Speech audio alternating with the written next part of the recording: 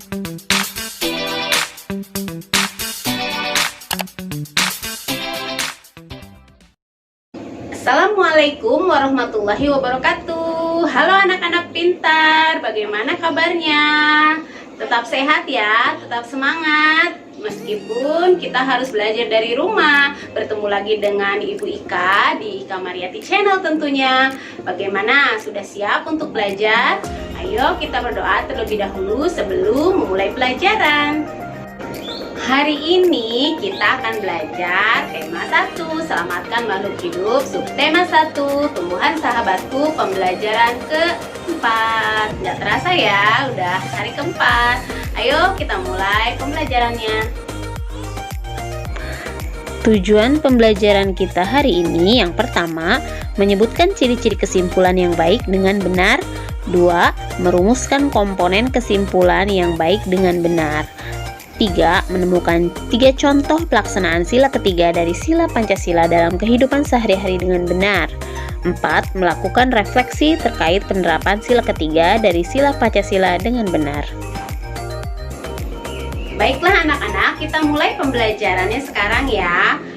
Apakah kalian tahu manfaat tumbuhan bagi kehidupan?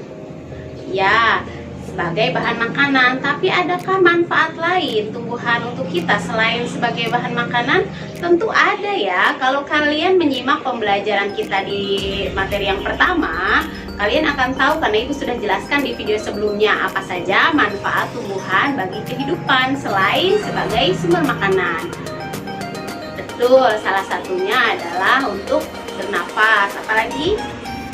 Kalau kalian lupa, dilihat lagi ya. Di video pertama Ibu sudah jelaskan apa saja manfaat tumbuhan bagi kehidupan. Sekarang agar kalian lebih memahami, ayo kita mulai pembelajarannya. Kita cari tahu. Baiklah anak-anak, coba perhatikan gambar berikut ini. Apa yang kalian lihat dari gambar tersebut? Ya, ada tumbuhan, manusia, hewan, kemudian ada tanda panah dan ada keterangannya juga O2 dan CO2. Ada yang mengerti maksudnya? Baiklah, akan Ibu jelaskan ya. Tumbuhan menghasilkan oksigen dari hasil fotosintesis. Nah, oksigen ini dibutuhkan oleh manusia dan hewan untuk apa? Ya, untuk bernafas, betul sekali. Jadi, kita bernafas membutuhkan oksigen. Nah, oksigen ini dihasilkan oleh tumbuhan. Nah, ketika manusia bernafas mengeluarkan karbon dioksida atau CO2. Nah, karbon dioksida ini dibutuhkan oleh tumbuhan untuk melakukan fotosintesis. Atau dengan kata lain, kalau manusia itu bernafas membutuhkan oksigen, sedangkan tumbuhan bernafasnya membutuhkan karbon dioksida atau CO2. Jadi kalau begitu, hubungan antara manusia, hewan dan tumbuhan ini saling ketergantungan ya, saling membutuhkan. Bagaimana jika tumbuhan tidak ada? Tentu betul, ketersediaan oksigen juga sangat terbatas. Kita tidak bisa menghirup udara yang segar. Jadi kalau begitu, untuk menjaga tumbuhan tetap lestari, itu adalah tanggung jawab kita bersama. Nah, jadi kalian paham ya, selain sebagai bahan makanan dan minuman, tumbuhan juga fungsinya adalah sebagai sumber oksigen untuk bernafas. Ingat ya pembelajaran yang kemarin. Nah, apalagi fungsi tumbuhan untuk manusia? Nanti kalian kerjakan ya tugasnya. Di akhir pembelajaran ini Ibu akan kasih tugas. Tumbuhan berkembang biak untuk melestarikan jenisnya sebagai sumber kehidupan makhluk hidup lainnya. Oleh sebab itu, peran manusia sangatlah penting sebagai pelestarian tumbuhan. Tahukah kalian bahwa ikut memelihara kelestarian tumbuhan merupakan pengamalan nilai-nilai Pancasila? Di pembelajaran 1, kamu sudah membaca teks tentang bagaimana jagung berkembang biak dan membuat catatan pada diagram. Kamu juga sudah mengumpulkan informasi yang ada dalam bentuk tulisan. Masih ingat ya? Nah, sekarang ini kalian buka kembali diagram tentang perkembangbiakan jagung dan baca dengan seksama. Berikut ini adalah ide pokok dari paragraf 1 dan kesimpulannya. Pada paragraf 1, teksnya berbunyi, kita baca sama-sama ya. Jagung merupakan salah satu tanaman yang dijadikan bahan makanan pokok di berbagai daerah, juga di Indonesia. Contohnya, penduduk Pulau Madura menjadikan jagung sebagai makanan pokoknya. Jagung merupakan salah satu tanaman penghasil karbohidrat yang sangat diperlukan oleh tubuh. Nah, apa ide pokoknya? Kemarin kita udah bahas ya, bahwa ide pokok itu adalah pokok bahasan yang ada dalam satu paragraf tersebut. Jadi ide pokok dari paragraf 1 yaitu jagung merupakan salah satu makanan pokok masyarakat Indonesia. Nah, itu kan pokok bahasannya atau ide pokoknya. Kita bisa ambil kesimpulan, yaitu jagung sangat penting di Indonesia. Nah, mungkin kalian masih bingung ya. Kemarin kita baru belajar tentang ide pokok dan informasi dari satu paragraf. Sekarang kesimpulan.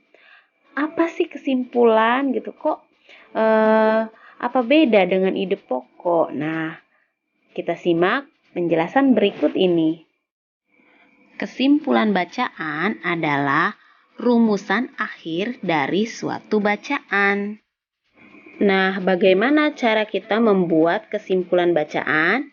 Yang pertama yaitu membaca secara keseluruhan dan seksama semua paragraf yang disajikan dari awal hingga akhir paragraf. 2. Menentukan ide pokok dari tiap paragraf. 3. Menentukan kesimpulan berdasarkan ide pokok yang dibahas di dalam kalimat bacaan dan paragraf yang disajikan. Lalu, seperti apa ciri-ciri kesimpulan yang baik? Yang pertama, menggunakan bahasa yang baik dan benar. 2. Menggunakan bahasa yang mudah dipahami. 3. Berisi pokok pembicaraan. 4. Menggunakan penarikan pernyataan secara umum dari kalimat fakta sebelumnya. 5. Membandingkan dua hal yang berbeda namun tetap memperlihatkan kesamaan pada sisi tertentu. 6. Tidak berbelit-belit. Dan 7. Berupa fakta dan jelas. Nah, bagaimana anak-anak? Sudah mengerti bukan bagaimana cara mencari kesimpulan? Nah, sekarang untuk lebih memahami tentang kesimpulan, coba kita ulangi sekali lagi ya. Sekarang kita lihat teks jagung berkembang biak itu paragraf 2. Oke, kita akan mencari kesimpulan dari paragraf 2. Yang pertama tadi langkahnya adalah apa? Membaca dengan seksama. Kita baca ya. Paragraf kedua. Seorang petani jagung memulai pembiakan tanamannya dengan menanam biji jagung. Setelah 3-4 hari, bakal tanaman akan muncul di permukaan tanah. Tanaman jagung akan terus tumbuh menjadi besar. 3 hingga 3,5 bulan, buah jagung dapat dipanen oleh petani. Buah jagung yang berbentuk seperti tongkol pada mulanya berupa sekuntum bunga.